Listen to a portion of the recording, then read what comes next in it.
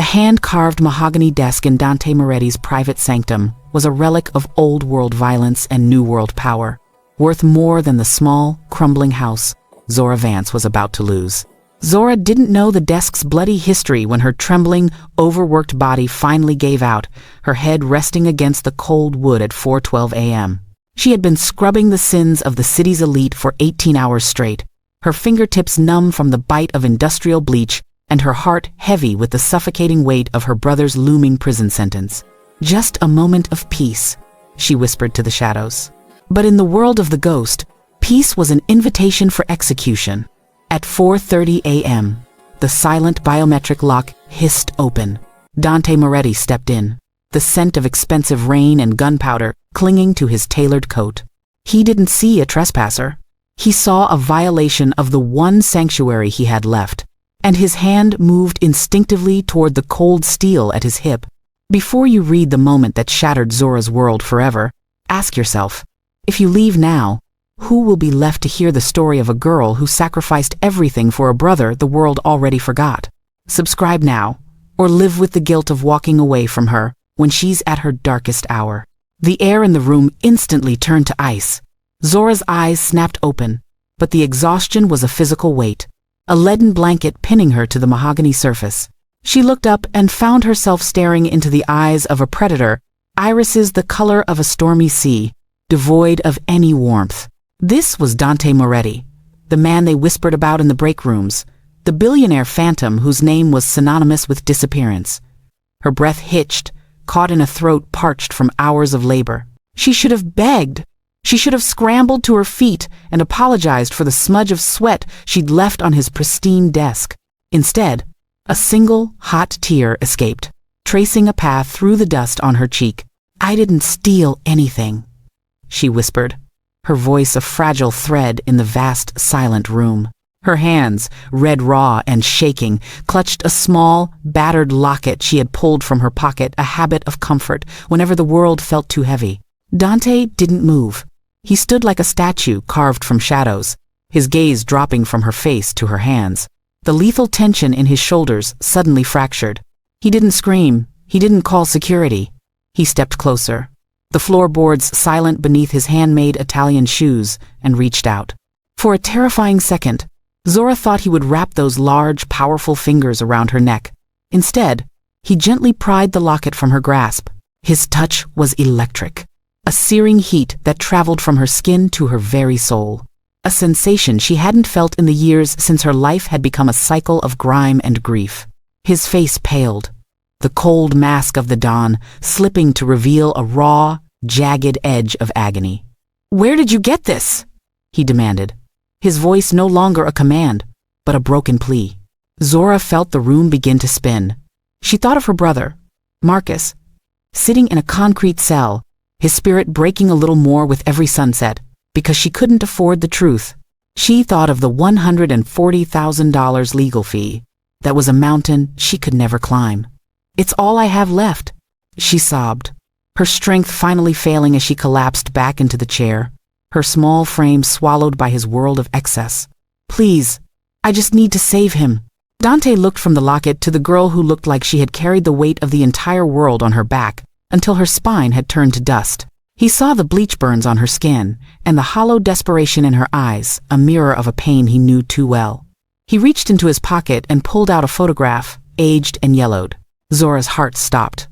The woman in the photo was wearing the exact same locket, smiling a smile that Zora hadn't seen since the night her own family was ripped apart. The silence that followed was louder than any gunshot. In that private room, surrounded by the ghosts of their pasts, the billionaire monster and the broken cleaner were no longer strangers. They were two halves of a tragedy they didn't yet understand. Dante looked at her, his eyes burning with a sudden, terrifying possessiveness. "Your brother's life for your freedom, Zora," he murmured, leaning down until his lips were inches from her ear. "But you should know, the price of my mercy is a debt you can never truly repay." Zora looked at the door, thinking of the life she was leaving behind, and then at the man who held her soul in his blood-stained palm. She had survived the streets, but she didn't know if she could survive the man who was currently deciding if she was his salvation or his next victim. The heavy silence of the red suite was broken only by the ragged sound of Zora's breathing. Dante Moretti stood before her, not as the predator she had feared, but as a man haunted by the ghost of a girl in a locket. He looked at Zora, at the dark circles beneath her eyes, and the way she tried to hide her chemical-burned hands behind her back, and for the first time in his life, the ghost felt a pang of something other than cold calculation. He knew this woman's story without her saying a word. It was written in the way she carried her poverty like armor, desperate and fierce. "You're a cleaner, Zora," he said, his voice dropping to a low, gravelly vibration that sent a shiver down her spine. "You spend your nights washing away the filth of people who wouldn't even look you in the eye. And all for a brother who is rotting in a cell because a man named Lorenzo Valenti decided he was an easy target." Zora froze, her heart hammering against her ribs like a trapped bird. Lorenzo Valenti was the man who had her brother framed, the rival Don, who had been systematically dismantling her life. "How do you know that?" she whispered, her eyes wide with terror. Dante stepped into her personal space, the scent of expensive cedar and iron overwhelming her senses. He reached out, his thumb grazing the pulse point at her neck. "I know everything. I know that Valenti isn't just holding your brother in a cage, he's holding him as collateral. If you don't pay the next installment of that legal fee by Friday, Marcus won't make it to the weekend." The air left Zora's lungs. The cruelty of it, the sheer, cold-blooded reality of her helplessness finally broke her. She sank onto the edge of the velvet chaise, burying her face in her hands. The tears were no longer silent. They were the racking sobs of a woman who had reached the end of her strength. She felt a large, warm hand settle on her shoulder. A touch that should have been terrifying but felt, for one fleeting moment, like an anchor in a storm. "I can make it go away, Zora," Dante murmured, his eyes tracking the way her skin glowed under the dim amber lights. "The debt, the charges, the fear. I can bring him home." She looked up, hope and suspicion warring in her tear-streaked face. "What is the catch? Men like you don't give gifts." Dante leaned down, his face inches from hers, his expression unreadable. "I need a ghost of my own. My family believes my sister is dead, and as long as they believe that, the traitor in my ranks remains hidden. But if a woman appeared by my side, a woman wearing her locket, a woman I claimed as my own, the traitor will strike. You will be my fiancée, Zora. You will live in this penthouse. You will wear the silks and the diamonds I provide, and you will play the part of the woman who tamed the ghost." "A lie," Zora breathed, her mind racing. "You want me to be bait." "I want you to be mine," he corrected, his voice dark and possessive. "For as long as it takes to find the truth. 2 years, Zora. 2 years of your life. And your brother walks free with a clean record and enough money to never look back." Zora looked around the room, the gold, the blood-red velvet, the suffocating wealth, and then at her own trembling, scarred hands. She thought of Marcus, his face pale behind thick glass, whispering that he was scared. She looked back at Dante, at the lethal beauty of his face and the strange, aching loneliness she saw reflected in his eyes. "And if I say no?" she asked, though she already knew the answer. Dante straightened up, the warmth leaving his eyes as the mask of the Mafia Don slid back into place. "Then you walk out that door, you return to your mop and bucket, and you wait for the phone call telling you that your brother is gone. The choice is yours, Zora. But remember, in this city, even the shadows have a price." Zora looked at the door, then at the locket still clutched in Dante's hand. She realized with a sickening jolt of heart-stopping clarity that she wasn't just choosing between life and death for her brother. She was choosing which monster would finally own her soul. "I'll do it," she whispered, the words feeling like a seal on her own coffin. Dante's lips curled into a smile that didn't reach his eyes. "Good. Then welcome to the family, Zora. Try not to fall in love with the cage." He turned and walked toward the window, leaving her standing in the middle of the room, the weight of her new golden chains already beginning to pull her under. As the sun began to bleed over the horizon, Zora realized she hadn't asked the one question that mattered most. If the locket belonged to his sister, and his sister was dead, why did he look at Zora as if he were seeing a ghost he never intended to let go? The transition from the grime of the streets to the suffocating luxury of the Moretti penthouse felt like drowning in honey. Zora stood in the center of the grand ballroom, her reflection a stranger in the floor-to-ceiling mirrors. The silk gown Dante had chosen for her was the color of a bruised midnight, clinging to her curves like a second skin she hadn't earned. Her hands, usually hidden by yellow rubber gloves, were now encased in sheer lace, yet she could still feel the phantom sting of the bleach beneath the fabric. Tonight was the city's most prestigious charity gala, a sea of diamonds and predators where Zora was being debuted as the woman who had finally captured the heart of the ghost. Dante appeared behind her, his presence a wall of heat that settled the trembling in her spine. He reached out, his fingers lingering on the bare skin of her shoulder, a touch that sent a jolt of terrifying electricity through her. "Look at them, Zora," he murmured, his breath warm against her ear. "They see a queen. They don't see the girl who scrubbed their floors. Remember that, and they will never be able to hurt you." But as they moved through the crowd, Zora felt the weight of 1,000 eyes. Dante played the role of the devoted lover with a frightening precision, his arm anchored firmly around her waist, his gaze never leaving her face. The way he looked at her with a hunger that felt almost real made her heart ache with a longing she couldn't name. For a moment, she forgot the contract. She forgot the brother rotting in a cell. She only felt the power of being seen by a man who made the rest of the world disappear. The illusion shattered when Dante was pulled away by a group of investors, leaving Zora near the balcony. She needed air, the scent of expensive lilies and desperation becoming too much to bear. As she leaned against the cold marble rail, a shadow detached itself from the pillars. "You look stunning in blue, Zora. Much better than the gray jumpsuit." The voice was familiar, dangerously so. Zora turned, her breath hitching as she came face to face with Mr. Sterling, the manager of the cleaning agency she had worked for. He was the man who had assigned her to the Moretti Tower, the man who had known about her brother's plight and offered her extra shifts in exchange for her silence. But here, in a tuxedo that cost more than her yearly wages, he didn't look like a manager. He looked like a wolf in a sheep's skin. "Mr. Sterling?" she whispered, her blood running cold. "I prefer the architect in these circles," he said, his smile sharp as a razor. He stepped closer, leaning in as if to share a secret. "Dante thinks he's using you to find a traitor, but he's forgotten one thing. I'm the one who sent you to his room that night. I'm the one who knew exactly which locket you were carrying. You aren't his savior, Zora. You're my Trojan horse." Zora's head spun. Every touch from Dante, every promise of freedom for her brother, flashed before her eyes, now tainted by the realization that her presence in the Red Suite hadn't been an accident of exhaustion. It had been a setup. Before she could scream or run, Sterling pressed a small, cold object into her palm. "Tell him what he wants to hear. Keep him close. If you don't, Marcus won't just stay in prison. He'll become part of the foundation of the new tower I'm building." He vanished into the crowd just as Dante returned, his eyes searching hers with a sudden, uncharacteristic vulnerability. "Zora? You're pale. What happened?" She looked at the man who had promised to protect her, then at the lace-covered hand that now held a deadly secret. She realized with a soul-crushing jolt that the man she was beginning to trust was the target of the man who held her brother's life in his hands. The gala lights blurred into a haze of gold and shadow. She wanted to fall into Dante's arms and tell him everything, to beg him to save her from this new nightmare. But the memory of Sterling's cold eyes stopped the words in her throat. Who was the real monster?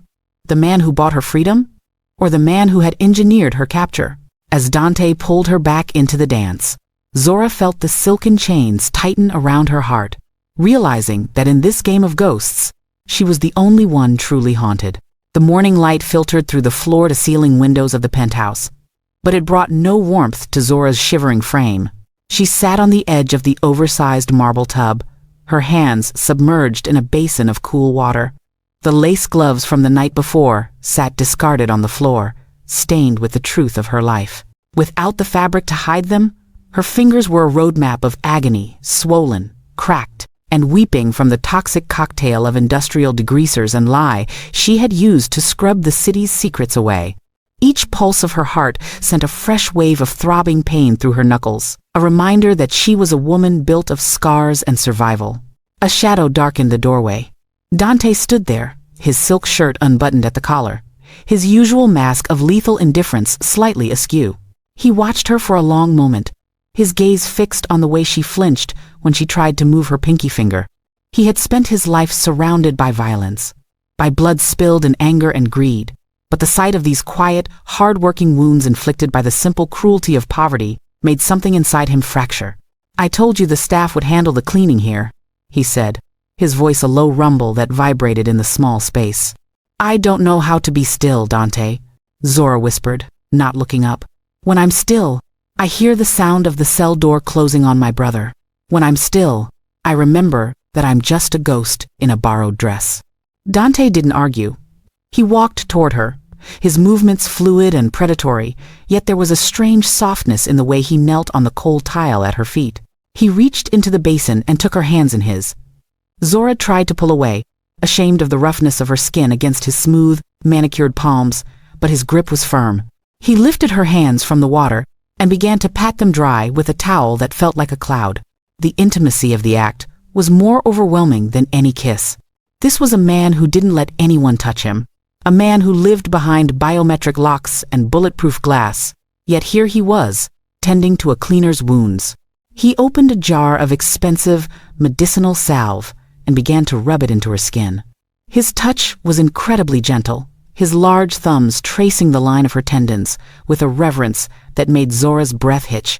As the cool cream began to dull the fire in her nerves, the emotional dam she had kept reinforced for years finally broke. A tear fell, splashing onto Dante's wrist. He looked up, his stormy eyes searching hers. In that proximity, the air between them thickened with a different kind of tension, not the fear of a victim, but the desperate hunger of two lonely souls finding a mirror in one another. "Why are you doing this?" she choked out. "You're supposed to be the ghost. You're supposed to be heartless." Dante's fingers stilled on her palm. He leaned in, his forehead resting against hers. And for a second, the billionaire and the cleaner were just two humans bleeding in the dark. "Because every time I look at your hands, Zora, I see the life my sister should have had. And because for the first time in 10 years, I want to be the reason someone stops hurting." He moved to stand, but the vulnerability in his eyes stayed behind. He had touched her, broken his own rules of isolation, and in doing so, he had invited her into the deepest parts of his trauma. But as he reached the door, he paused, his back to her. "Sterling thinks he owns you, Zora. He thinks he sent you to me as a weapon. What he doesn't know is that I've been waiting for a weapon like you to finally burn his world down." He left without another word, leaving Zora in the silence of the luxury suite. The pain in her hands was gone, replaced by a terrifying ache in her chest. She looked down at the locket on the counter, the locket that Sterling said was a plant, the locket that Dante said was his sister's. One of them was lying, and as the clock on the wall ticked toward her brother's next hearing, Zora realized she was falling for the one man who could either save her family or be the one who had destroyed it all along. The golden cage of the Moretti penthouse had begun to feel less like a prison and more like a sanctuary, a dangerous illusion that Zora fought to resist every waking hour. But curiosity was a persistent ghost, and it led her back to the Red Suite while Dante was away on business that smelled of ozone and secrets. She told herself she was looking for a way to save her brother, but her heart knew she was looking for the man behind the myth. As she moved through the room, her eyes caught a subtle misalignment in the heavy wainscoting behind Dante's desk. With trembling fingers, she pressed a hidden catch, and a panel slid back with a breathy hiss, revealing a second ledger bound in worn, dark leather. Her breath caught as she flipped through the pages. It wasn't a record of debts or shipments. It was a diary of a manhunt. And then her blood turned to ice. Tucked between the pages was a surveillance report on her. It wasn't dated from the night she was caught in his chair. It was dated 6 months ago. There were photos of her at the bus stop, photos of her cleaning the agency office, and a detailed breakdown of Marcus's arrest. Dante hadn't found her by accident. He had handpicked her, watched her suffer, and waited for the moment she was broken enough to be caught. The coincidence of the locket, the mercy he had shown her hands, it was all a cold, calculated play. The truth is rarely as beautiful as the lie, isn't it, Zora? She spun around, the ledger hitting the floor with a heavy thud. Dante stood in the doorway, his silhouette framed by the darkening Chicago skyline. He didn't look angry. He looked weary, like a man who had finally been unmasked, and was relieved to stop hiding. He walked toward her, the space between them shrinking until she could see the silver flecks of pain in his eyes. "You stalked me," she whispered, her voice cracking under the weight of a fresh betrayal. "You watched my brother get taken. You watched me lose everything just so you could use me as bait." Dante didn't deny it. He reached out to touch her cheek, but she flinched away as if his skin were acid. "I needed someone the world wouldn't miss," he said, his voice a jagged edge of honesty. "I needed someone who had a reason to hate my enemies as much as I do. But what I didn't plan for, Zora, was the way you look at me when you think I'm not watching. I didn't plan for the way my house feels empty the moment you leave a room." "Is that part of the script too?" Zora sobbed, the pain in her chest so sharp she could barely breathe. "Do you tell all your victims they make your house feel full?" "I've never had a victim I wanted to keep," he countered, stepping closer until he was looming over her. The air was thick with the scent of his expensive cologne and the raw, electric tension of two people who were spiraling into a love built on a foundation of lies. He grabbed her waist, pulling her flush against him. It wasn't a gentle movement. It was a desperate claim. "I brought you here to burn my enemies, but you're the one setting me on fire, Zora. Tell me to stop. Tell me you hate me, and I'll let you go." Zora looked up at him, her vision blurred by tears. She should have run, she should have screamed, but as his hand moved to the back of her neck, pulling her closer, she realized the most terrifying truth of all. Even knowing he had engineered her tragedy, she didn't want to leave.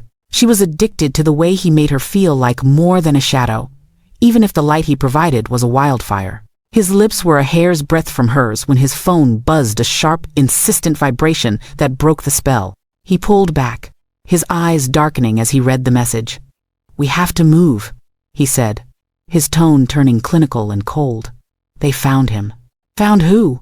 Zora asked, her heart dropping. "The man who framed Marcus," Dante said, already turning toward the door. "But there's a problem.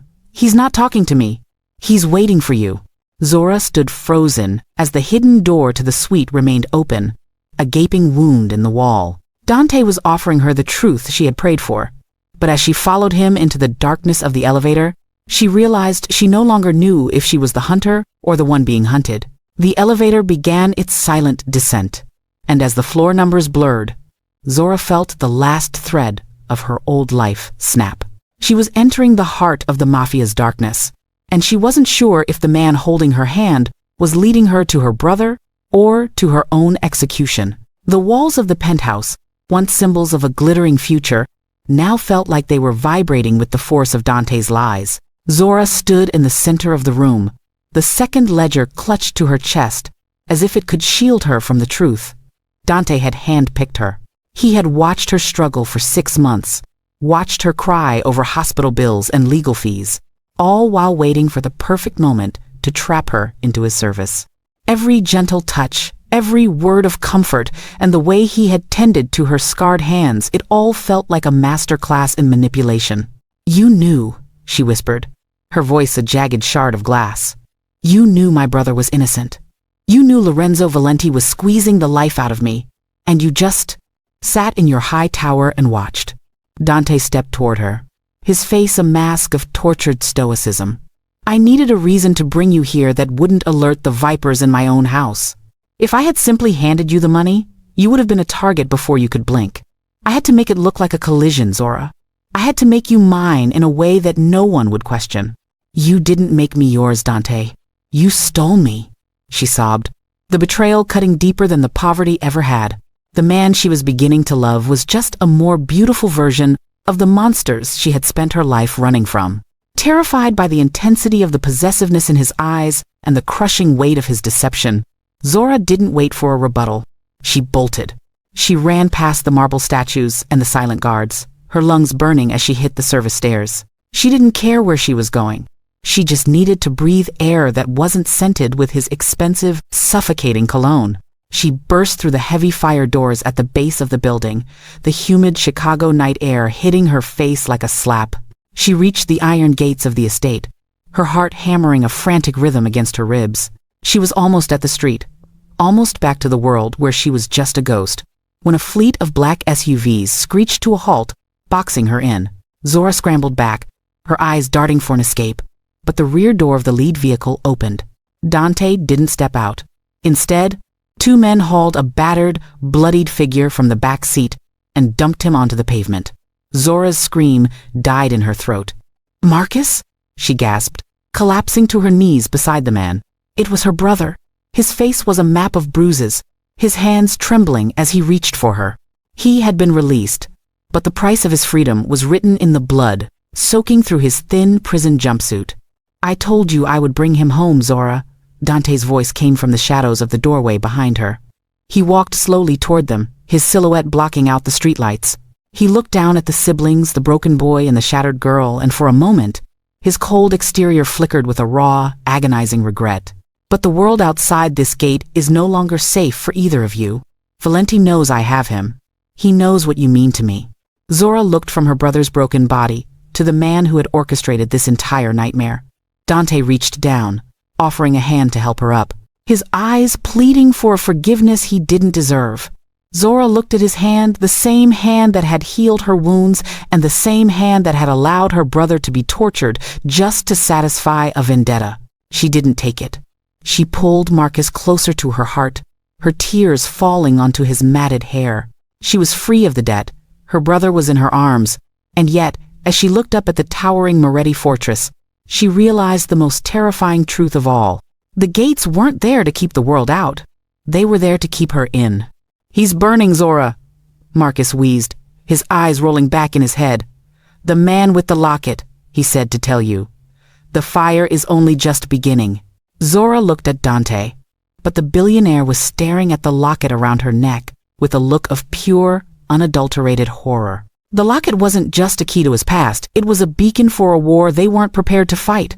Who had Marcus really been with? And why did Dante look like he had just seen his own death? The penthouse of the Moretti Tower was no longer a gilded cage. It had become a fortress under siege. Inside, the air was thick with the metallic tang of blood and the sterile scent of the private medical team working to stitch Marcus back together. Zora sat by her brother's bed, her fingers interlaced with his bruised ones, watching the rhythmic rise and fall of his chest. He was alive, but the cost of that life was a debt that had finally come due. Every time she closed her eyes, she saw the cold, calculated look in Dante's eyes, the man who had orchestrated her misery just to ensure she was the only one who could play his game. Dante stood in the doorway, his silhouette a dark, jagged edge against the hallway lights. He didn't offer apologies. In his world, apologies were for the weak. "Valenti won't stop," he said, his voice a low, dangerous vibration. "He didn't just break Marcus to hurt you. He did it to send a message to me. He knows I've found the woman with the locket. He knows you are the only one who can unlock the vault to my father's true legacy." Zora stood up, her legs shaking but her gaze fierce. "I don't care about vaults or legacies, Dante. I want my brother safe. I want to go back to being a ghost." "That life is gone, Zora," Dante said, stepping into the room. The distance between them vanished in 2 strides. He took her face in his hands, hands that were stained with the blood of the men who had hurt her brother. "You are the woman who walked into the ghost's sanctuary and survived. You are the woman who holds the key to the Moretti throne. If you walk out that door, you die. If Marcus leaves this room, he dies." "So what am I?" she choked out, a sob trapped in her throat. "Your prisoner? Your bait?" "You are my queen," he whispered, his forehead dropping to hers. The intimacy was a weapon, a searing heat that made her want to scream and surrender all at once. But to the world, you must be more than a fiancé. You must be blood. You must undergo the baptism. The word felt like a death sentence. In the Moretti family, the baptism was a ritual of initiation, a symbolic drowning of the old self, to be reborn into the Mafia's dark embrace. It was a commitment from which there was no return, a life sentence of secrets, violence, and a love that burned like a funeral pyre. "I won't do it," she breathed, even as her heart betrayed her, thudding against her ribs at the proximity of his lips. Dante pulled back just enough to look into her eyes, his expression a mixture of raw desire and terrifying resolve. He reached into his pocket and pulled out a heavy, ornate ring, the Moretti crest, encrusted with rubies that looked like dried blood. "If you do this, Marcus is granted the protection of the family. He becomes untouchable. His record is wiped, his future secured. But you become mine in every sense of the word, not just by contract, but by blood. Zora looked at her brother, sleeping fitfully, and then at the ring. The choice was a jagged blade. She could stay a victim, or she could become a monster to protect the only person who had ever truly loved her. She looked at Dante, seeing the man who had healed her hands and the man who had shattered her life, unable to tell where the savior ended and the devil began. "Fine," she whispered, the word tasting like ash. "Do it." The ritual took place in the bowels of the tower, in a room draped in black silk. As the blade touched her palm and her blood mingled with the wine in the ancient chalice, Zora felt a part of her soul go cold. Dante watched her with a hunger that was no longer about a locket or a secret, it was about her. He leaned in as the final words were spoken, his lips finally crashing against hers in a kiss that was a declaration of war. It was desperate, possessive, and filled with a tragic beauty that broke her heart. But as the ceremony ended and the guards bowed to their new queen, a cold realization settled in Zora's gut. Dante wasn't just protecting her from Valenti, he was protecting her from a truth she hadn't yet seen, a truth hidden in the very blood she had just sworn to protect.